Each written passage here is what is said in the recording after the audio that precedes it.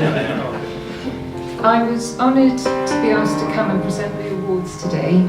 I obviously know why you're all here today, so let me tell you why I'm here.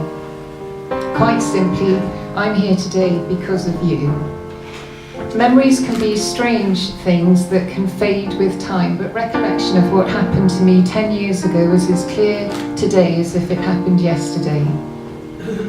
My husband and I arrived early at the hospital ready for the arrival of our fourth child. I had to have a cesarean as I had grade 4 placenta preview where basically the placenta's in the way, and I'd been told that I would be first on the list. When we met with the consultant, he changed his mind due to the small chance of complications, and I had to be moved to the last delivery. Eventually it was time to go into the operating theatre. Emotions were running high, more excited than nervous, but mostly impatient to meet our new daughter. The delivery went smoothly, with Madeline being born at midday, weighing exactly 6 pounds, perfectly healthy and totally beautiful. The tears of joy flowed as we studied her tiny face, and soon James and Madeline were taken back to the hospital room to wait for me. Before long, I was on my way to join them, but started to shake uncontrollably. The nurse thought it was probably just a reaction to the anaesthetic and wasn't worried. But through chattering teeth and holding onto the bed for fear of falling off, I called my parents, who were looking after our older children, and told them the news.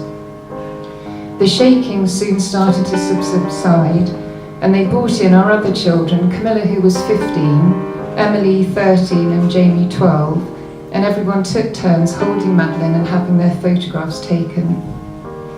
James took the children off to get a drink so I could rest, and I started to feel odd soon after they left. There was nothing specific, just a little unwell, but the euphoria of having Madeline with me made me ignore the first signs that something was happening. I mentioned to the nurse that I had silver flecks in my sight and felt quite hot. She took my temperature and it was extremely high. I started to feel as though I was sinking into the bed, and soon my blood pressure was being taken. It was so low that it didn't register, so had to be taken manually. It was 46/23. I was soon drifting in and out of consciousness. I remember a lot of activity around me, but I never felt scared. I remember thinking that I felt like I was in a scene from Casualty, with voices shouting, "Stay with us," and the room getting quickly dark. I heard my consultant's voice and felt hugely relieved that he was there.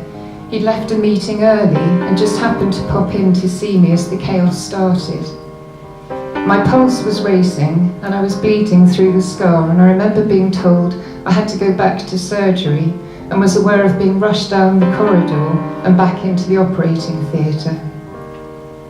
I now realise that the small decision to make me the last on the list meant that the operating room was free and able to take me immediately, and what had been a frustrating decision earlier on in the day actually helped to save my life.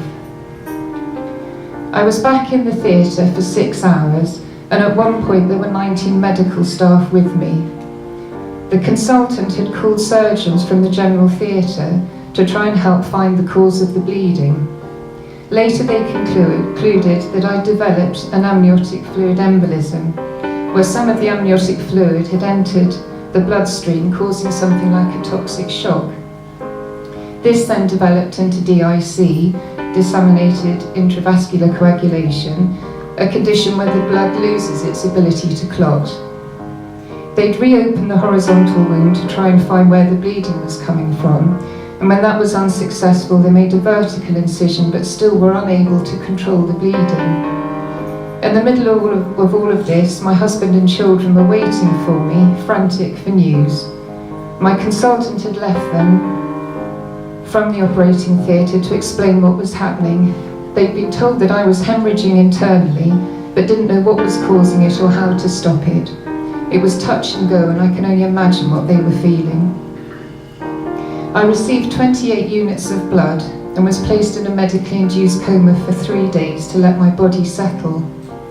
Lying in intensive care was a very frightening time. I was on strong drugs and had strange hallucinations. More upsetting was that I was unable to move, speak, or see. I could hear everything being said and would listen as the hospital staff measured the circumference of my stomach, checking for more internal bleeding. I had no comprehension of time.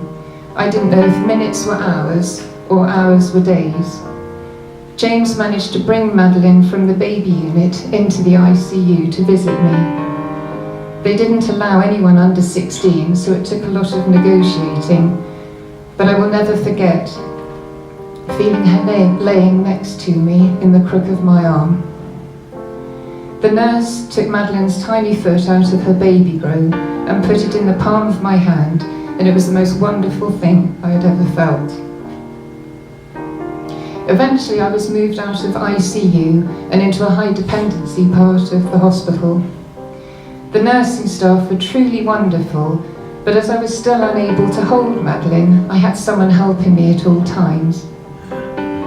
At 3 o'clock in the morning, I was lying on my side, unable to move. The oxygen line had bent over my ear and I wasn't able to move it.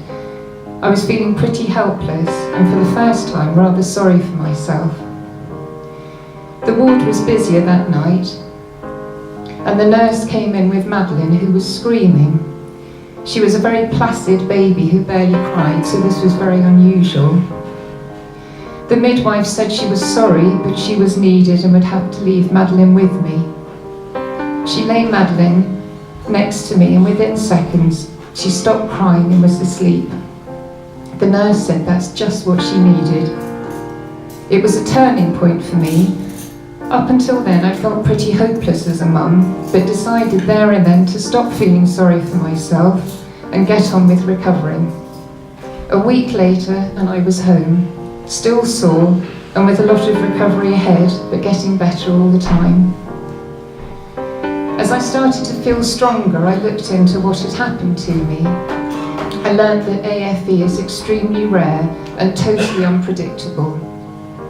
Statistics show that the majority die within the first 2 hours, and of those who survive, many have severe complications such as paralysis and severe memory loss.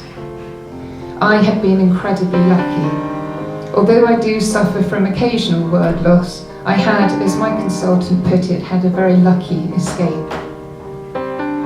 To my great shame, I had never donated blood. It was always on my to-do list.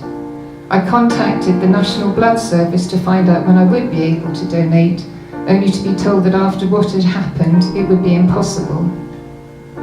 It was then I decided to do all I could do to raise awareness and to help promote the need for more blood donors. Our elder children have all become blood donors and have vowed to each give back the 28 units I needed. Emily, who's with me today, will reach 10 on her next donation. And this is where you all come in. Although I was incredibly lucky to have such a wonderful team of surgeons around me, I wouldn't be here if the blood I needed wasn't available. I owe my life to you. Because of you, I'll see my children grow up and marry and have children of their own. I want you to know that I am as grateful today as I was 10 years ago when Madeleine was born. Not a day goes past when I don't think about the 28 strangers and what they did for me. If it wasn't for people like you, I wouldn't be here, and I'll never be able to thank you enough.